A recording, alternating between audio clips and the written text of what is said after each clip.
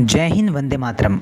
आपके लिए टॉप 30 क्वेश्चनों वाली क्लास जो जूलॉजी अपलोड हो रही है, आप सभी से निवेदन है कि इस क्लास को पूरा देखना है, पूरे क्वेश्चनों को समझना है कि किस पैटर्न पर आपको क्वेश्चन पूछे जा रहे हैं, किस पैटर्न पर क्वेश्चन आपको मिल रहे हैं।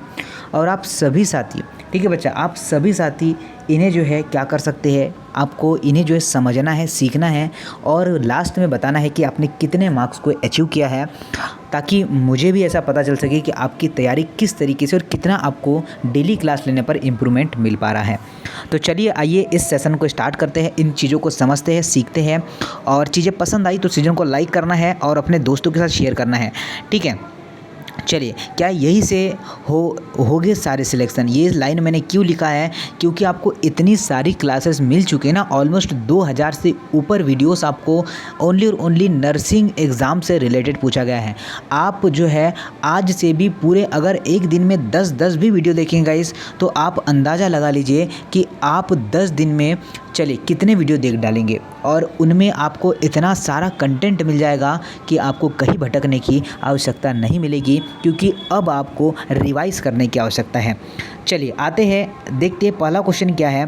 तो पहला क्वेश्चन देखिए साथियों, आपके स्क्रीन पर आ चुका है। क्या बोला गया है? बोला गया है कि केरोलस लिनियस द्वारा द्विनाम पद्धति में जो है निम्न श्रेणी में थी। इसके अलावा आपको बोला गया है जगत वर्ग के गण वर्ग के क्या आंसर होगा? तो जो वंश और जाति है, ठीक है बच्चा, जो वंश और जाति है, जो ऑप्शन नंबर सी है, ये जो है इस क्वेश्चन का राइट आंसर होगा कि किसके अलावा। तो ये आपके वंश और जाति को छोड़कर, तो ये आपको ध्यान रखना है। केरोलस लिनियस की बात करें तो टैक्सोनॉमी के जन्मदाता किसे कहा जाता है? कौन से सर जी? टैक्सोनॉमी के जन्मदाता किसे कहा जाता है? तो केरोलस लिनियस को ही कहा जाता है, ये आपको ध्यान रखना है, ठीक है।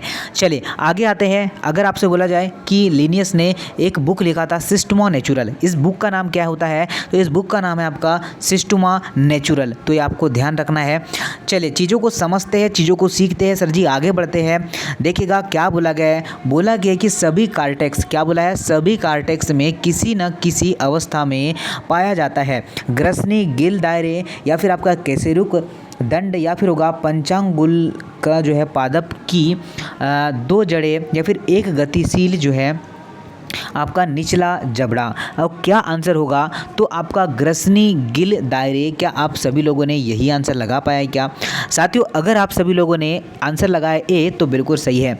कार्टेक्स शब्द का प्रतिपादन की बात करें तो आपका 1880 में, ठीक है, 1880 में आपके वॉल्फर ने दिया था। किसने दिया था? सॉरी, आपका वॉल्फर नहीं, वॉल्फर ने दिया था, ये आपको ध्यान रखना है।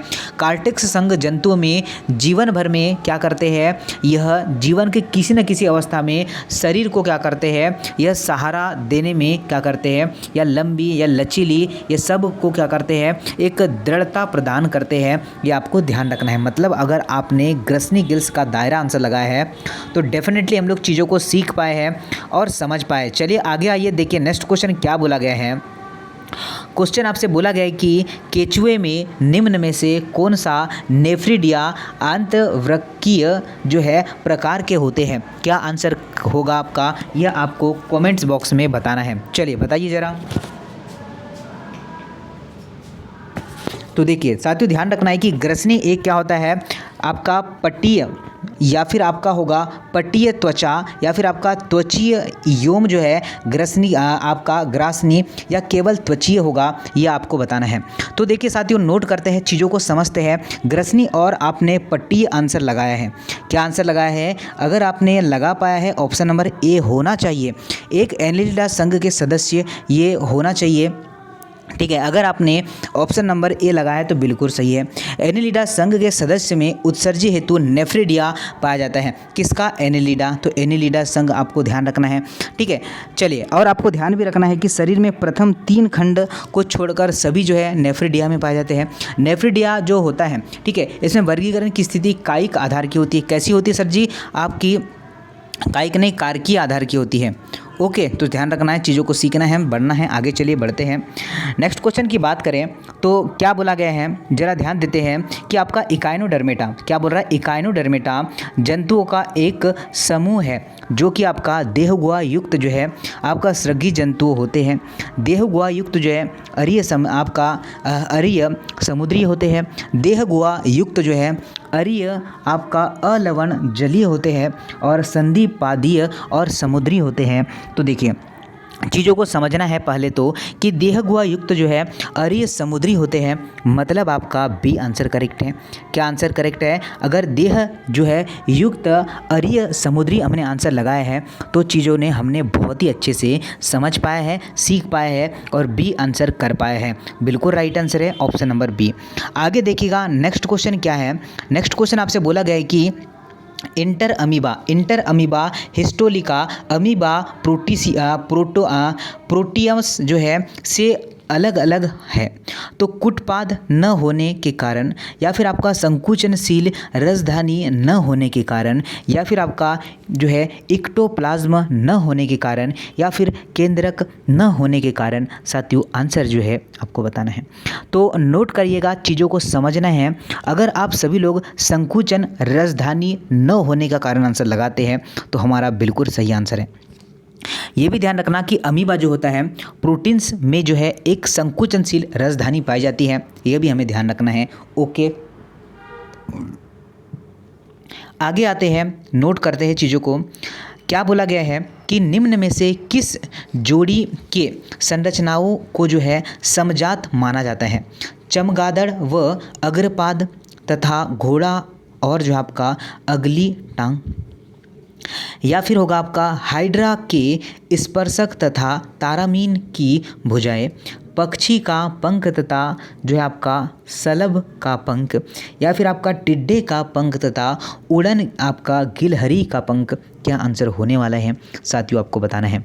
तो देखिएगा चमगादड़ का अग्रपाद तथा जो है घोड़े की अगली टांग, इस क्वेश्चन का राइट आंसर होगा।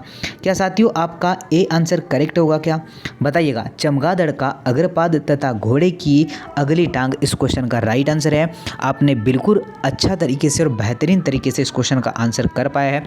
समजात अंग जो है ऐसे अंग जिनकी मूल संरचना का उद्भव समान होता है, ऐसे अंग को हम समजात अंग कहते हैं। ठीक है, चलिए आगे चलते साथियों, चलते हैं नेक्स्ट क्वेश्चन की ओर, चीज़ों को समझते हैं। आगे देखिए बोला गया है कि नेक्स्ट क्वेश्चन नोट करना, बोला गया है कि वर्गीकरण की दृष्टि से निम्न में से कौन सा एक वर्ग जो होता है उपयुक्त होता है?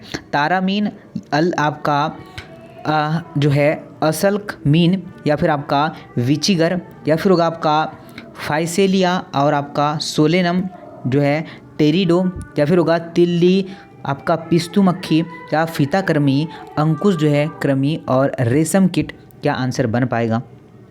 चीज़ों को सीखना है, चीज़ों को समझना है, और इस बार हमने सिलेक्शन नहीं लिया तो सर किस बार सिलेक्शन लेंगे? तो हमें पीछे नहीं पलटना है, आप ही के साथ सर जी कंधे से कंधा मिलाकर चलना है। तिल्ली आंसर, पिसूच और मक्खी, क्या यही आंसर आप सभी का आ रहा पाए क्या? चलिए, क्या सी आंसर सभी साथियों ने लगा पाए क्या? उपरोक्त सभी जीव संघ आपके आर्थ्रोपोडा के अंतर्गत आते हैं। किसके अंतर्गत आते हैं? आर्थ्रोपोडा में आते हैं, यह भी हमें ध्यान रखना है। चलिए आते हैं नेक्स्ट क्वेश्चन की ओर। देखिएगा बच्चा, अगला क्वेश्चन नोट करिएगा आप। क्या बोला है कि किसी प्राणी के विकास का इतिहास उस प्राणी वर्ग के विकास के पुनरावृत्ति है, और उपरोक्त परिभाषा निम्न में से किसकी है? तो देखिए आपका डार्विनवाद की है, उत्परिवर्तन सिद्धांत की है, जाति आपका आवर्धन नियम की है, या फिर जो है अजीववाद की है। तो आपको बताना है क्या आंसर होगा। तो नोट करना मेरे साथ। अगर साथियों आपने सही किया है जाति आवर्धन नियम, क्या आंसर लगाया है? जाति आवर्धन नियम अगर आपने लगाया है तो बिल्कुल सही है कि बेयर के बायोजेनेटिक्स नियम के अनुसार आपका जाति आपका भ्रूणावस्था में जो है आपका पूर्वजों को भ्रूण अवस्था को दोहराते हैं। ये आपका सी आंसर बिल्कुल करेक्ट है, और आप लोगों ने ये आंसर बिल्कुल सही कर पाया है। देखिए एक जो है जनसंख्या में जहाँ परस्पर प्रतिस्पर्धा जो है अत्यधिक है, जो उस वितरण को कहते हैं आकस्मिक, एक सा, या फिर आपका अनियमित, या फिर आपका जो है आकास्मिक होगा। बताइए साथियों क्या आंसर हो जाएगा। सभी लोग जो है आंसर करिए, क्या आंसर बन पाएगा। तो अगर आपने आंसर लगा पाया है, क्या सर जी, अगर आपने आंसर लगा पाया है कि राइट आंसर आपका होगा आकस्मिक। क्या होगा आकस्मिक? इस क्वेश्चन का राइट आंसर है कि एक जनसंख्या में जहां जंतुओं के मध्य अधिक व तीव्र प्रतिक्रिया होती है, उस आपके वितरण को हम लोग आकस्मिक कहते हैं। ये आपको ध्यान रखना है। राइट आंसर हो जाएगा आपका option number A, option number A. आगे देखिए, एक जाति को परिभाषित करते हुए वास्तविक समूह अथवा संभावित अंतर प्रजातीय जनसंख्या जो कि दूसरे निषेचन संतति समूह का जननीय पृथक्करण द्वारा जो है पैदा करती है, उपरोक्त कथन किसने दिया था, ये बोला है। तो आप अगर आपका केयरलेसलीनेस लगाते हैं तो गलत होगा, अगर मेयर लगाते हैं तो बिल्कुल सही होगा। मेयर ने क्या किया था, एक वैज्ञानिक थे जिन्होंने जाति की परिभाषा करने के लिए जनजातीय प्रतीक आपका पृथक्करण के मुख्य कारक बताया था। तो ये इनकी जाति संकल्पना को हम लोग जो है क्या करते हैं, तो इसे हम लोग वास्तविक प्रजाति जनसंख्या को दूसरे निषेचन समूह के जातिवृत्तीय पृथक करते हैं। यह आपका मेयर ने दिया था, यह ध्यान रखना। चलिए इतना आपको ध्यान रखना है। चलिए आगे चलते हैं, नेक्स्ट क्वेश्चन नोट करते हैं साथियों क्या दिया है। क्वेश्चन आपको समक्ष है, क्वेश्चन को समझना है कि सभी स्तनधारी जो होते हैं, सभी स्तनधारी होने के कारण ही आपके व्हेल, आपका जो है डॉल्फिन, चमगादड़, बंदर, घोड़े में जो है कुछ मुख्य सामान्य लक्षण पाए जाते हैं। जंतु में कुछ जो है सुस्पष्ट अंतर होते हैं। यह लेकिन पाया जाता है आपका प्रसाम्यीकरण के कारण, अनुवांशिक विचलन के कारण, या फिर आपका अपसारीय के कारण, या फिर आपका अभिसारीय के कारण। क्या आंसर हो सकता है? कितना बच्चा बिल्कुल करेक्ट कर पाएगा कि अपसारीय के कारण होता है? किसके कारण होता है? अपसारीय के कारण होता है, ये ध्यान रखना है। अपसारीय आपका उद्विभाव क्या होता है, उद्विकास क्या होता है? तो जब एक ही जाति के समूह आपके जीव भिन्न भिन्न प्रकार के वातावरण के लिए अनुकूलित होते हैं, उसे हम लोग क्या कहते हैं? अपसारी कहते हैं। ठीक है, अभिसारी किसे कहते हैं? अपसारी तो देख लिया, अभिसारी भी नोट करेगा कि भिन्न भिन्न जातियों के सदस्य एक ही वातावरण में निवास करते हैं। ठीक है, भिन्न भिन्न जातियों के सदस्य जो है एक ही में निवास करते हैं, उसे हम लोग अभिसारी कहते हैं। तो आपका दोनों ही चीज़ें क्लियर हो चुकी होगी। आते हैं नेक्स्ट क्वेश्चन की ओर। जीव के उत्पत्ति के समय प्रारंभिक वातावरण में निम्नलिखित में से कौन सा स्वतंत्र जो है रूप में आपका शायद जो है अनुपस्थित था? तो जो आप सभी लोग आंसर कर पा रहे हैं, क्या सर जी? ऑक्सीजन। तो ये बिल्कुल सही है। चीज़ें अगर समझ पा रहे सर जी, चीज़ें अच्छी लग रही है तो लाइक का बटन ज़्यादा दूर नहीं है आपसे, ज़रूर से लाइक करना है। ठीक है, अगर जितना बच्चा पसंद कर रहा होगा उतना ही लाइक करना।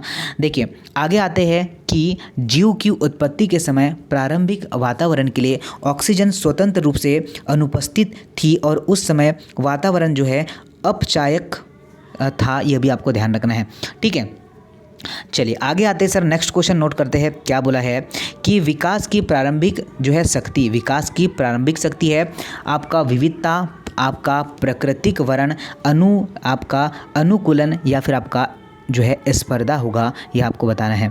तो देखिएगा आपका विविधता, कितना बच्चा जो है जिन्होंने विविधता आंसर लगाया है, ये बिल्कुल सही है।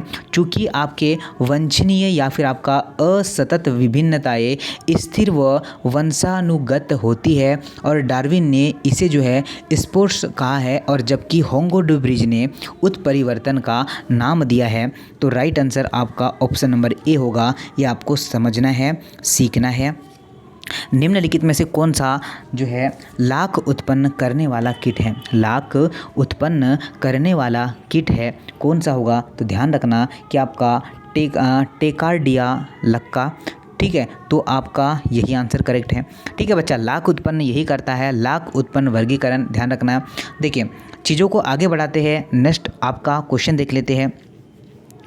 ओके, अगर आपसे बोला जाए फाइलम कौन सा है, तो ये फाइलम की बात करें तो आर्थ्रोपोडा ही है। ठीक है, इसका फाइलम कौन सा है? आर्थ्रोपोडा होता है, ये ध्यान रखना है।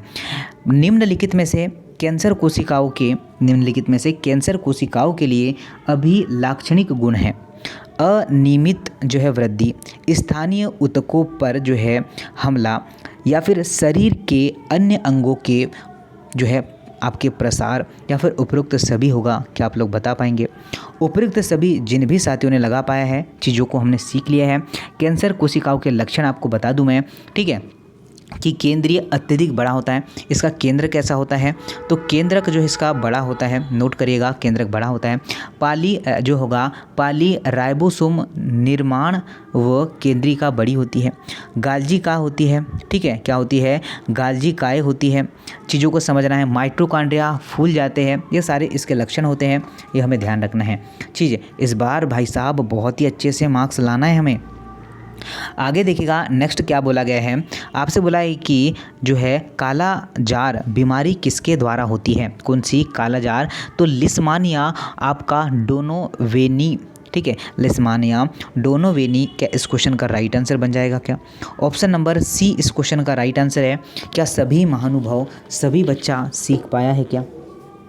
ठीक है, सभी लोगों अगर ऑप्शन नंबर सी कर पाए हैं तो बिल्कुल सर जी राइट आंसर होगा, और सभी लोगों ने यही आंसर कर पाया होगा तो मज़ा ही आ चुका होगा। आगे आते हैं, देखिए नेक्स्ट क्वेश्चन क्या है। नेक्स्ट क्वेश्चन की बात करें सर जी, क्या बोला है कि आपका प्रमस्तिष्की मलेरिया किसके द्वारा होता है?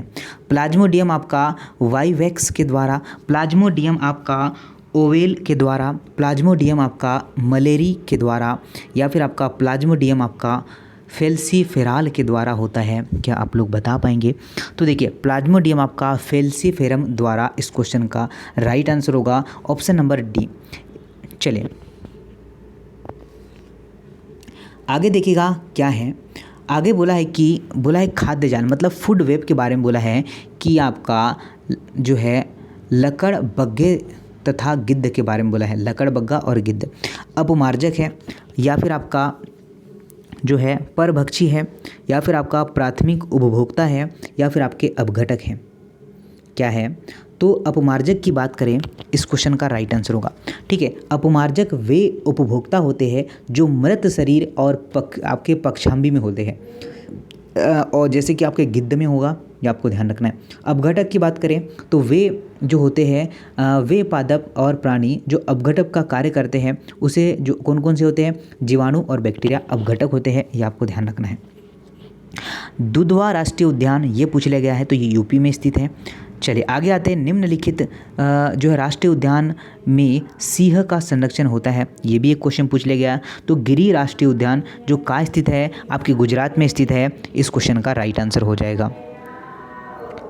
आगे देखिएगा, प्राचीनतम बोला है कि प्राचीनतम कशेरुकी है, तो इसका राइट आंसर क्या होगा? प्राचीनतम कशेरुकी आपका ऑस्टियोकॉर्डियम्स में होता है, तो राइट आंसर क्या होगा? ए होगा। तो चलिए ये आज का इतना ही हम लोग सेशन रहने देते हैं, बाकी का सेशन हम लोग कल करेंगे, कल कंटिन्यू करेंगे। चीज़ें अगर आपको पसंद आई होगी, चीज़ें सीख पाए हैं, तो सेशन को शेयर करिएगा और इस बार अधिक से अधिक साथियों तक इसे पहुँचाना। जय हिंद, नमस्ते, वंदे मातरम।